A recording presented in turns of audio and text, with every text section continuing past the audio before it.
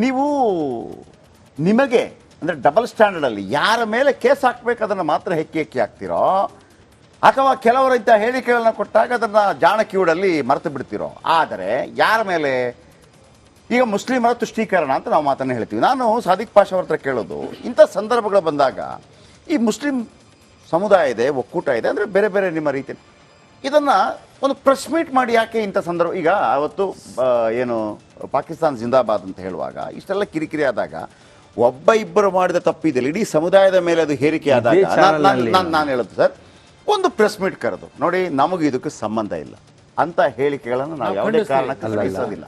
ಯಾರು ತಪ್ಪಿದ್ದಾರೆ, ಇದು ಮುಸ್ಲಿಂ ಸಮುದಾಯದ್ದು, ಅವರಿಬ್ಬರನ್ನ ನಮಗೆ ಹೋಲಿಕೆ ಮಾಡಬೇಡಿ. ಯಾಕೆ ಬರಲ್ಲ ಸರ್ ನಾನು ಕೇಳಿ, ನಿಮ್ ಚಾನಲ್ ನಲ್ಲಿ ಕುತ್ಕೊಂಡು ನಾನು ಹೇಳಿದೆ ಅವ್ರ ಮೇಲೆ FIR ಆಗ್ಬೇಕು, ಜೈಲ್ ಕಳಿಸಬೇಕು.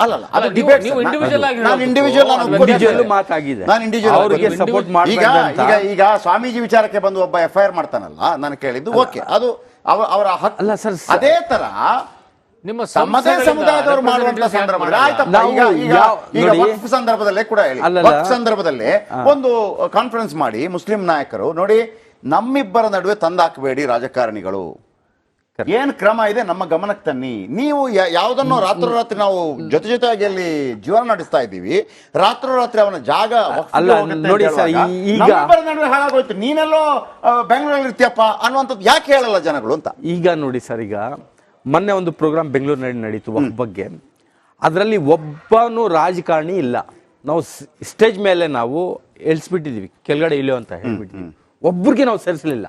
ಯಾರ್ಯಾರೋ ಬಂದ್ರು, ಎಲ್ಲ ಲೀಡರ್ಸ್, ಮುಸಲ್ಮಾನ್ ಲೀಡರ್ ನಮ್ಮ ಅರಬಿ ಕಾಲೇಜಿನಲ್ಲಿ ಅಮೇರಿಷ ಹತ್ರ ಬಂದು ನಮ್ಗೆ ಒಂದು ಅವಕಾಶ ಕೊಡಿ, CM ಬಂದು ಒಂದು 10 ನಿಮಿಷ ಹೋಗ್ತಾರೆ ಅಷ್ಟೇ, ಅವಕಾಶ ಕೊಡಿ ಅಂತ ಹೇಳಿದ್ರು. ನಾವು ಮುಸ್ಲಿಂ ಪರ್ಸನಲ್ ಬೋರ್ಡ್ ಕಡೆಯಿಂದ ಯಾರು ರಾಜಕಾರಣಿಗಳು ಬರಬಾರ್ದು, ಅದ್ಬ್ಯಾಡ್ದು ಆ ಸ್ಟೇಜ್ ಮೇಲೆ ಅಂತ.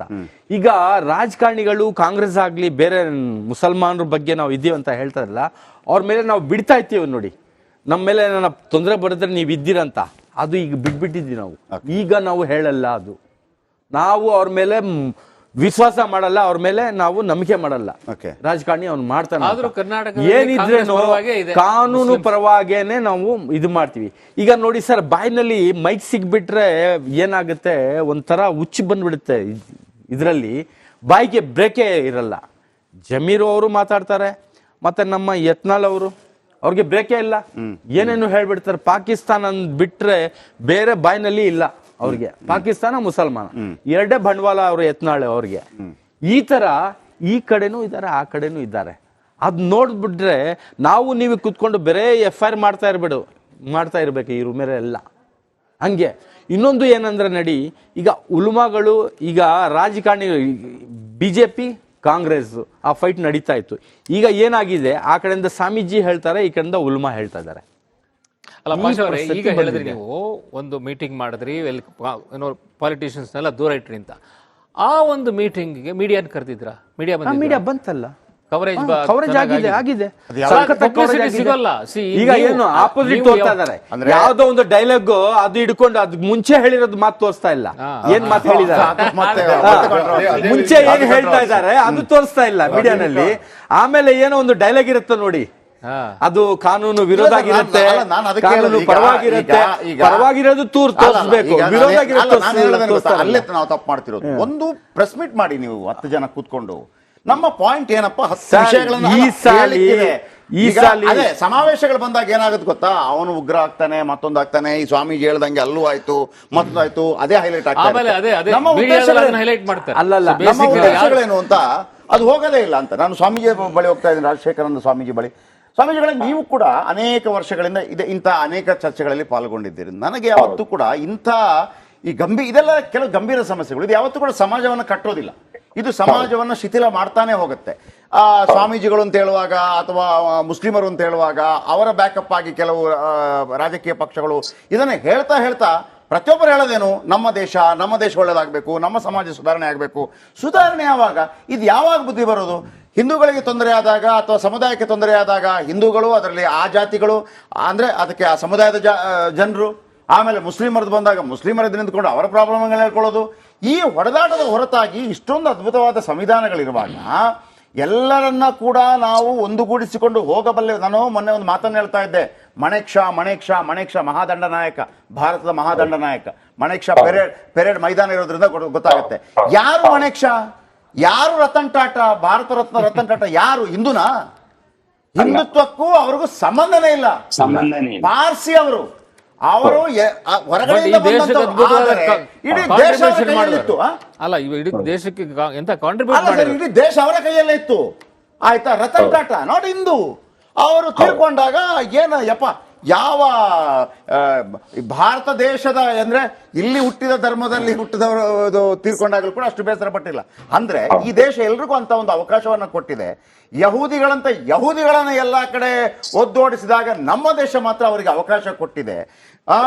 ದಲೈಲಾಮಾ ಬಂದು ಕೊನೆಗೆ ಇಲ್ಲೇ ನಿಲ್ಲಬೇಕಾಯ್ತು. ದಲೈಲಾಮಾ ಅಂದ್ರೆ ಬೌದ್ಧಿಸಂ ಎಲ್ಲ ಭಾರತದಿಂದ ಹುಟ್ಟಿ ಎಲ್ಲಾ ಕಡೆ ಪಸರಿಸಿದ ನಂತರ ಕೂಡ ಅವರನ್ನು ಒದ್ದೋಡಿಸಿದಾಗ ಕೂಡ ನಾವೇ ಅವಕಾಶ ಕೊಟ್ಟಿರುವಂಥದ್ದು. ಮುಸ್ಲಿಮರ 2ನೇ ಮಸೀದಿ ಕೇರಳದಲ್ಲಿ ಚೇರನ್ ರಾಜ ಒಂದು ದೇವಸ್ಥಾನವನ್ನೇ ಕೊಟ್ಟುಬಿಟ್ಟು ಇಲ್ಲಿ ಇರಪ್ಪ ಅಂತ ಹೇಳಿದಂಥ ದೇಶ ನಮ್ಮದು. ನಾನು ಹೇಳ್ತಿರೋದು ಎಲ್ಲಿ ತನಕ ಇದನ್ನ, ಎಷ್ಟು ತುಷ್ಟೀಕರಣ, ಇದಕ್ಕೊಂದು ಅಂತ್ಯ ಅಂತ ಇಲ್ವಾ? ಇದು ಜಗಳನೇ ಮಾಡಬೇಕಾ? ಇಲ್ಲಪ್ಪ ಈ ತರ ಮಾಡಿ ಅಂತ ಸಮಾಜದ ಸ್ವಾಮೀಜಿಗಳು ದೊಡ್ಡವರು ಎಲ್ಲರೂ ಯಾವಾಗ ಹೇಳೋದು ಅಂತ ನಾನು ಕೇಳೋದು.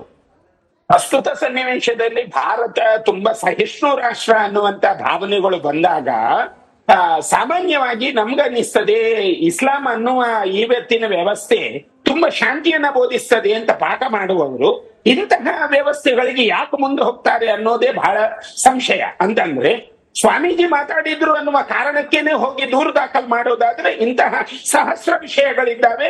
ದೂರು ದಾಖಲುಗಳು ಆಗ್ತಾ ಹೋದ್ರೆ ಪೊಲೀಸ್ ಇಲಾಖೆಗೆ ಬೇರೆ ಕೆಲಸನೇ ಇರೋದಿಲ್ಲ, ಅವ್ರು ಅದೇ ಕೆಲಸವನ್ನ ಮಾಡಬೇಕಾಗುತ್ತೆ. ಇಲ್ಲಿ ಒಂದು ಗಮನಿಸಬೇಕಾದ ವಿಷಯ, ತಾವು ತುಂಬಾ ವಿಷಯಗಳನ್ನು ಕೋಟ್ ಮಾಡಿರುವುದರಿಂದ ಬಾಂಗ್ಲಾದಿಂದ ಶೇಖ್ ಹಸೀನಾ ಜಲ್ದಿಯಾಗಿ ಅಂದ್ರೆ ಅನಾಮತ್ತಾಗಿ ವಿಮಾನ ಏರ್ಕೊಂಡು ಭಾರತಕ್ಕೆ ಬರ್ತಾರೆ. ಇವತ್ತಿಗೂ ಭಾರತದಲ್ಲಿ ಅವರು ಸುರಕ್ಷಿತವಾಗಿದ್ದಾರೆ ಅಂತಂದ್ರೆ ಯಾವ ದೇಶ ನಮಗೆ ಸೊಬಗಿದೆ ಎನ್ನುವುದನ್ನ ಸಾಮಾನ್ಯ ಮತದಾರರು ಅರ್ಥೈಸುವಂತ ಒಂದು ವಿಷಯ. ಇಂತಹ ಸನ್ನಿವೇಶದಲ್ಲಿರುವಾಗ ಯಾಕೆ ನೀವು ವಕ್ಫಿನ ವಿಷಯ ಬಂತು, ಅಮೆಂಡ್ಮೆಂಟ್ಸ್ ಗೆ ಬರ್ತಾರೆ ಅಂತಲಾದಾಗ ನೀವು ಯಾಕೆ ಭಯ ಪಡ್ತೀರಿ? ಅಲ್ಲಿ ನಿಮ್ಮ ಇಸ್ಲಾಂ ಪದ್ಧತಿ ಏನು ಹೇಳತ್ತೆ ಅಂದ್ರೆ ಯಾರು ತನಗೆ ಗತಿ ಇಲ್ಲದಂತಹ ಸನ್ನಿವೇಶದಲ್ಲಿ ಒಂದು ಸಂಸಾರ ಇದೆ, ಆ ಸಂಸಾರಕ್ಕೆ ಈ ಭೂಮಿಯನ್ನ ನಾನು ವಕ್ಫಿಗೆ ದಾನ ಮಾಡಬೇಕು ಅಂತ ಬಂದಾಗ ಆ ಸಂಸಾರ ವಕ್ಫಿಗೆ ದಾನ ಮಾಡಿದ್ದು ನಿಮ್ಮ ರೀತಿಯ ಪ್ರಕಾರನೇ ಅದು ನಿಮ್ಮ ದೇವರ ಸೊತ್ತು ಅಂತ ನೀವು ಹೇಳಿದ ಮೇಲೆ ಆ ನಂತರದ ದಿನಗಳಲ್ಲಿ ನೀವೇನು ಇದನ್ನ ಭೂ ಕಬಳಿಕೆ ಅಂತ ಭಾವಿಸಿಕೊಂಡು ಏನ್ ನೀವು ಅದನ್ನ ದೇವಸ್ಥಾನದ್ದು, ಅನ್ನದಾನೀಶ್ವರ ಮಠದ್ದು, ಹುಬ್ಬಳ್ಳಿ ಮಠದ್ದು ಎಲ್ಲ ನೀವೇ ತಗೊಂಡಿದ್ದೀರಿ. ಇದು ನಿಮ್ಗೆ ಹರಾಮಲ್ವಾ? ಬಿಟ್ಟುಕೊಡಿ. ಇಲ್ಲಿ ಏನು ವಿವಾದ ಇದೆ? ಈ ವಿವಾದ ಯಾಕೆ ಬೆಳೆಸಿಕೊಳ್ಳಬೇಕು? ರೈತರ ಭೂಮಿ ನಿಮ್ಗೆ ಯಾಕೆ ಬೇಕು? ಹಿಂದೆ ಪಹಣಿಯಲ್ಲಿ ತಿದ್ದುಪಡಿ ಆಗಿರುವಂತಹ ಕಾಲಘಟ್ಟದಲ್ಲಿ ಏನೋ ತಪ್ಪಾಗಿದೆ, ಅದನ್ನ ತಪ್ಪನ್ನು ನೀವು ಬದಿಗೊತ್ತಿ ವಕ್ಫಿನಿಂದಲೇ ಬಿಟ್ಟು ಬಿಡಿಯಲ್ಲ.